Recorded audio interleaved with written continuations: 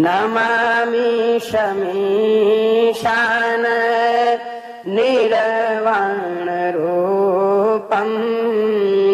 विभुं व्यापकं ब्रह्म वेदस्वरूपम्। हर हर महादेव। मित्रों, पिछले भाग में हमने नामदान अंतर्मुखी होने की एक प्रक्रिया की बात की थी। इस भाग में उसे ही आगे ले जाते हुए बात करते हैं। अध्यात्म के पथ पर जब कोई अंतर्मुखी होता है तो जो नाम जप इसका अनुकरण करता है तो वह एक तरह से अपनी धर्म की यात्रा शुरू हो गई है ऐसा मान बैठता है।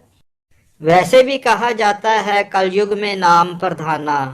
सचमुच ही नाम की बड़ी महिमा है। नाम जब किसी संत, साधु, महापुरुष से लिया जाता है तो उसे नामदान कहा जाता है। कई पंथों में तो ईश्वर तक से भी नामदान की याचना तक की जाती है। जब नामदान ले लिया जाता है तो अभ्यासी रोजाना जप जाप शुरू कर देते हैं। जो भी नियम मर्यादा उसे दी गई होती है उसका पालन करते हुए वह नित्य नाम के रस को प्राप्त करने की चेष्टा करते हैं। वास्तव में ये योग मत की ही एक क्रिया होती है जिसे सब अपना अपना लेबल लगाकर बांटते हैं। भारत में विभिन्न मत संप्रदाय, आश्रम, डेरे सभी नामदान देते हैं। इन संतों के आश्रमों और डेरों पर अक्सर लाखों की भीड़ देखी जाती है। क्या सच में ही इतने लोग सत्य को प्राप्त कर लेते हैं? वो ईश्वर को और ईश्वर उनका, क्या वह स्वयं ही ईश्वर हो जाते हैं? ऐसा होता है? ये सवाल तो उठना ही चाहिए। जिन्हें कई कई साल अभ्यास करते हुए हो गए, कईयों के बालों का रंग स्याह से सफेद हो गया, किसी के तो उड़ ही गए होंगे। क्या वो ईश्वर हो चुके हैं? इस पथ की मंजिल प्राप्त कर चुके हैं? जवाब आप पर ही छोड़ देना चाहिए। अधिकांशतः कुछ समय के बाद बस भीड़ का एक हिस्सा मात्र होकर रह जाते हैं। जिस तरह पुरुष अपनी यौन शक्ति, उसकी क्षीणता, हास को कभी दूसरों के सामने स्वीकार नहीं करता, इसी तरह का हाल इन अभ्यासियों का होता है। अपनी अवस्था, अपनी सफलता उसे सब पता होता है, पर करे क्या? भीतर कुंठा तो होती है पर बाहर सब ठीक। यही प्रदर्शन, इस आडंबर को सत्य मानने का भ्रम पालना। भ्रम जाल में फंसा रहता है वो।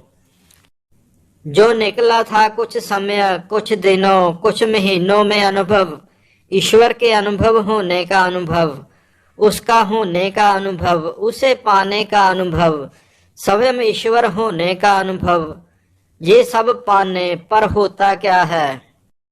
अक्सर ऐसे लोग स्वयं तो डूबते ही हैं, दूसरों को भी ले डूबते हैं, क्योंकि इनको देखकर दूसरे भी इस ओर आकर्षित होते ही हैं और उनकी राह पकड़ते हैं। कुछ इस पथ पर थोड़ा आगे जाकर सत्य के नजदीक तो हो ही जाते हैं। हम इस योग्य नहीं, हमारे बस का नहीं, स्पष्टता स्वीकार कर ही लेते हैं। वो उस आश्रम, डेरे, संत, महापुरुष से जुड़े तो रहते हैं, उस भीड़, उस समाज का हिस्सा तो बने रहते हैं, पर आडंबर नहीं करते। ऐसे लोगों की हालत अक्सर ऐसी होती है, कहते हैं ना, सिर पर नहीं कुंडा तो हाथी फिरे लुंडा, बस वैसी ही हालत।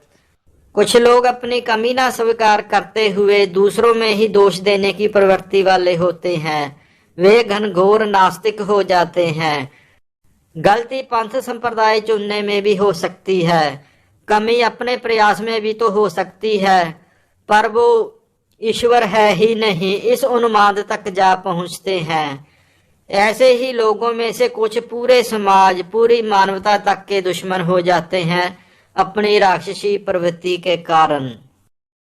अपनी बात को विश्राम देने से पहले मित्रों, किसी भी पंथ पर कदम रखने से पहले, पंथ परंपरा अपनाने से पहले थोड़ा ज्ञान, थोड़ी जानकारी अवश्य प्राप्त करें।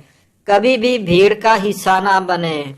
भीड़ तो किस्से कहानियां, अधिकतर झूठे किस्से कहानियां अथवा अति सुनकर ही आकर्षित हुई होती हैं।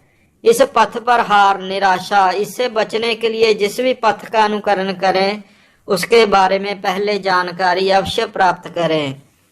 अगले भाग में योग की कुछ बात करेंगे, क्योंकि अधिकांशतः आश्रम डेरे इसी को ही अपनी रंगत देकर अपना साम्राज्य ही कहे तो अच्छा है, अपना पंथ संप्रदाय चलाते हैं।